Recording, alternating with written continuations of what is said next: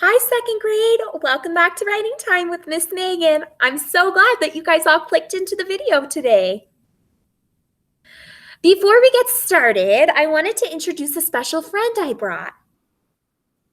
This is my friend. He's a bear that's in my classroom, and I thought I would bring him to share. He's a puppet. Can everybody say hi to the bear? Oh, he's waving back. He's saying good morning, everyone. So, before we get started, I was hoping that you guys could help me and Mr. Bear remember some things that we need before we start writing time. What materials do we need? That's right, we need a writing utensil or something to write with. So you could use a pencil. You could use I don't know if you can see it, a marker. Or if you have a whiteboard marker and a whiteboard that you're going to write on, you could use that too. Okay, once you have your writing utensil, you're also going to need something to write on. So maybe you have a journal. I like to write in my journal. Or maybe you have a piece of paper, scratch paper, or something that you can write on at home. Or maybe right now all you have is a whiteboard, and that's okay too. Eventually, our hope is that everybody can have a journal to write in. But if you don't have that right now, that's okay. You can use something else that you have at your house. All right, so I want to help Mr. Bear learn what we did yesterday. Does anybody remember what we did yesterday in writing time?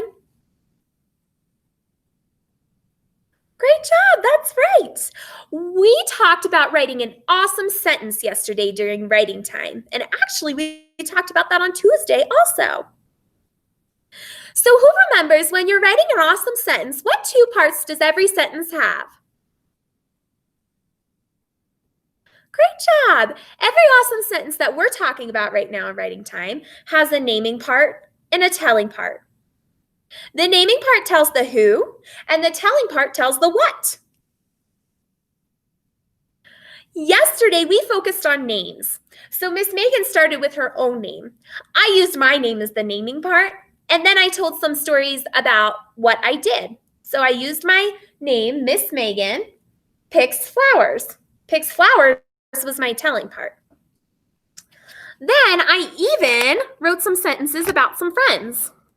So I talked about Miss Sylvester and some things she likes to do and decided I wanted to write a sentence on Miss Sylvester and what she likes.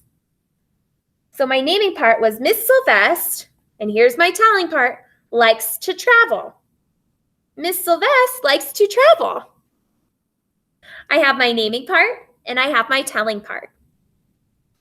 All right, great job. Now today, we're going to do this again, but it's a little bit different this time. Okay, so before we were talking about the naming part being the who, and usually when I think of who, I think of people. So I used my name, I used Miss Sylvester's name, but now I want to teach you guys something new. So get ready, open up your ears. We're going to talk about the naming part as an object instead of a person. So, let me show you what that might look like. I'm thinking about what I want to tell a story about or a sentence about, and I think I want to write a sentence about my friend the bear. This is a bear. He's not a person, but he can still be part of my naming part. I can use an object to tell the naming part. So I'm going to tell a sentence about the bear, and I actually already wrote one up here to show you guys. So let's read the sentence I wrote about the bear.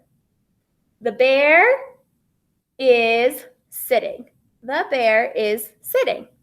So right now, the bear really is sitting. He's sitting on my table.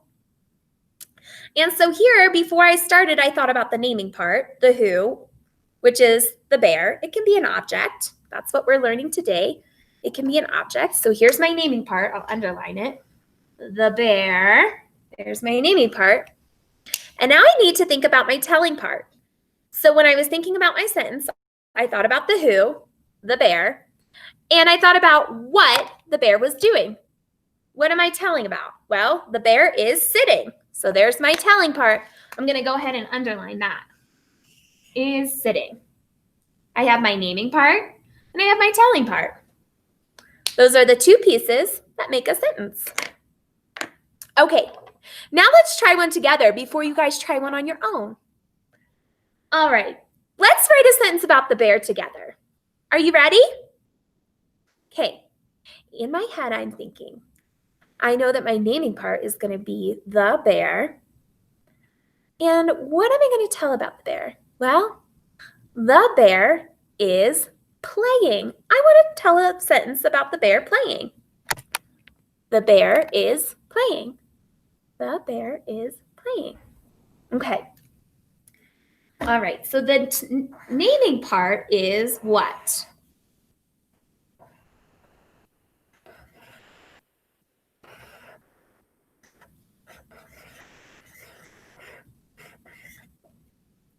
You're right. The naming part is the bear.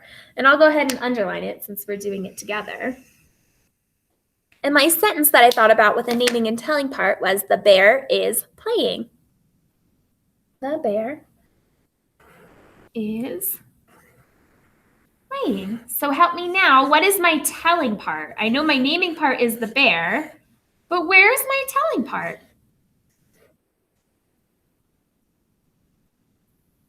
Great job. Is playing is my telling part. The bear is playing. I just wrote a whole sentence with a naming part and telling part. Now, is my bear a person? No, my bear's not a person. He's an object. He's the thing. He's a puppet. But I can still name the who. My naming part can still be an object. So today, now it's your turn. I want you to try writing an awesome sentence with a naming part and a telling part using an object instead of somebody's name. Do you think you can do it? I think you can too. Right now, make sure you have all of your materials to get started. Think about a sentence that you want to write about an object. It could be a stuffed animal. It could be some object you have in your house, maybe an object you remember from school. And I want you to write an awesome sentence with a naming part and telling part using an object. When you're done writing your sentence, go ahead and take a picture of it and try to upload it to Seesaw. If you need some help with uploading your picture of your sentence to Seesaw, you can ask one of your teachers. I can't wait to read some of your awesome sentences, and we'll see you tomorrow for more writing time. Bye, everyone.